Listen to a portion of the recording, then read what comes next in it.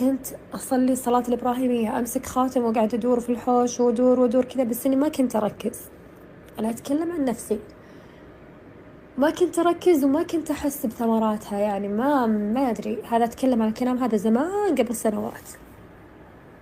لين كنت قاعدة أسمع عن هذا حديث أبي بن كعب اللي يقول أجعل لك ربع دعائي صلاة، أجعل لك نصف دعائي صلاة.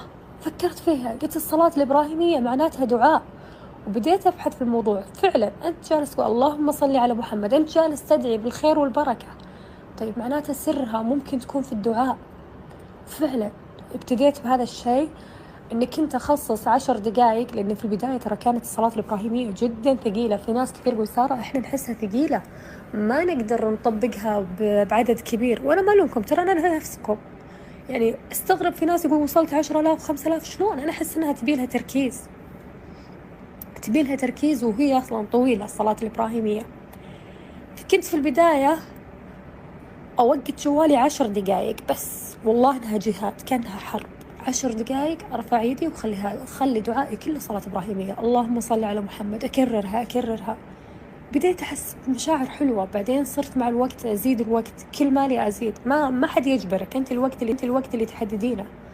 مرة نص ساعة، مرة ساعة، مرة ساعتين، مرة 3 ساعات.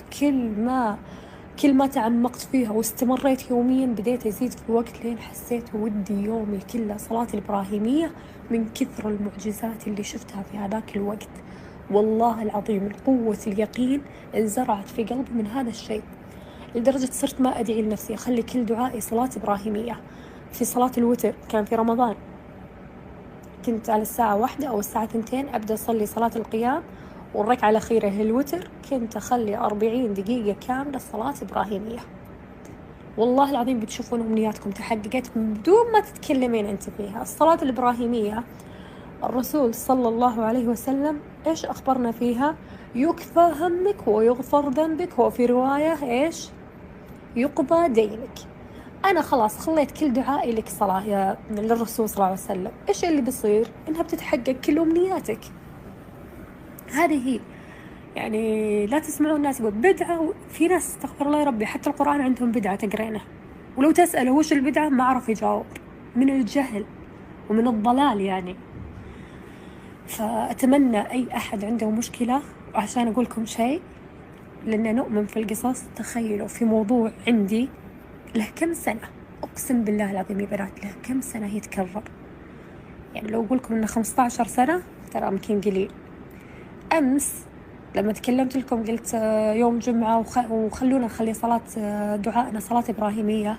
خليت دعائي صلاة إبراهيمية مدة 40 دقيقة بيقين، بنية إن هذا الشيء ينتهي. والله العظيم إنه انتهى قبل ساعة، لا قبل نص ساعة. يا الله، معقول كل هذا ينتهي في ظرف يوم؟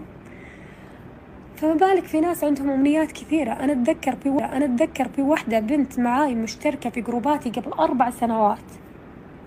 البنت مسحورة، راحت مشايخ ودفعت فلوس في كل مكان، تقول ولا تتشافى وترقي نفسها، بس شكلها ترقي نفسها وهي ما تركز أو ما أدري، ما في شيء، ما تعافت نهائيا. السحر موجود، المرض موجود، تعطل أمورها، زواجها، كل شيء موجود. قلت لها صلي الصلاة الإبراهيمية بطريقة الدعاء، خلي دعائك كله صلاة إبراهيمية، وانتي تمشين وانتي رايحة وانتي جاي صلاة إبراهيمية، لكن ركزي فيها، ترى مو مهم عدد. ولو لاحظتم ما أهتم في الصلاة الإبراهيمية في العدد، قد ما تقدرين صلي الصلاة الإبراهيمية. قلت طيب وش اللي صار يا بنات؟ خلال أسبوعين أو أسبوع أو 10 أيام، والله إني ناسية، ونزلت قصتها في قناتي، وبرجع أنزلها، بحاول إني ألقى قصتها وأنزلها عشان تشوفوا بنفسكم كلام البنت. اللي صار يا بنات إن اللي فيها وش يقول الجن اللي فيها والسحرة شو يقولون؟ وقفي لا تكملين صلاة إبراهيمية، الله ياخذ سارة اللي دلتك على الصلاة الإبراهيمية تراها أحرقتنا. قلت لها كملي، يوم هي علمتني بالحلم اللي شافته، قلت كملي لا توقفي. فعلا وش اللي صار؟ البنت شافت بس من الصلاة الإبراهيمية. هذه القصة الأولى. القصة الثانية في بنت دايم فيها مشكلة عندها ودايم تكرر عليها الصلاة الإبراهيمية. قلت لزميها، طيب هي حلك، أنت تشوفين في أحلامك كذا. وفعلا لزمتها مدة طويلة، فرجت عليها. أنا ما راح أحكي قصص الحين الناس من برا، أنا بتكلم عن وحدة أعرفها شخصيا. البنت هذه كانت عقيم، طبقت كل شيء تسويه، دايم تشكيلي، دايم متضايقة، دايم فاقدة الأمل إنها تحمل. مرة جاء يوم من الأيام والله إني ما أنسى هذاك اليوم، قلت فلانة بس الشهر هذا أنا ما راح لأن كل يوم أقولها طبقي، سوي كذا سوي كذا، وهي تسوي وشكلها ما تلتزم، أو إنها ما انحلت مشكلتها.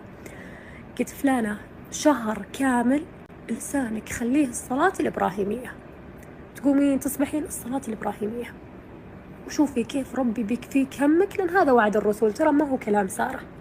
يكفى همك ويقضى دينك ويغفر ذنبك. المهم البنت بعد شهر بالضبط أو أقل، لا بعد شهر تقريبا، تخيلوا حملت. طبعا صارت عندها مشاكل ورجعت حملت مرة ثانية، والحمد لله ما شاء الله تبارك الله الحين عندها عيال. فضل الصلاة الإبراهيمية. واتذكر إني قلت سالفتها لأمي، مرة قد جلست تدعي للبنت هذه. فلا تفقدين الأمل إنه إيش، إني ما راح يصير لي تحقق لي أمنية إلا إنه بسوي أشياء فوق طاقتي. في ناس يقولون صلي الصلاة الإبراهيمية 10,000، ما شاء الله عليكم الله يقويكم، بس ما أعرف يعني هل هي بتركيز؟ أحس العدد كبير. فمو مطلوب منك عدد كبير، مو مطلوب إنك توصلين 10,000 5,000.